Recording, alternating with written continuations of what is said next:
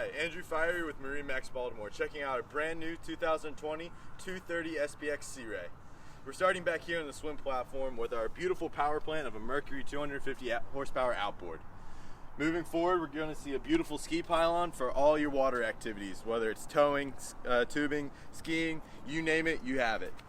Then we have a beautiful adjustable sun pad here. That way you can, hang out, relax, really just use the versatility of this area. Underneath there, you'll notice that we have a beautiful and large storage compartment there to be able to store your tables and any other water gear that you would like to have on the boat.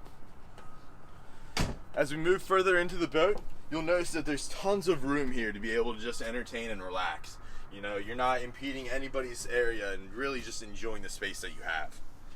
So moving forward, you'll notice that we have the helm station here with a beautiful Simrad, a Fusion radio, and then the Mercury throttle here. Accompanying our helm station, you'll notice we have two amazing captain's chairs with flip down bolsters. Great to be able to see over the windshield or relax to hide from the wind there.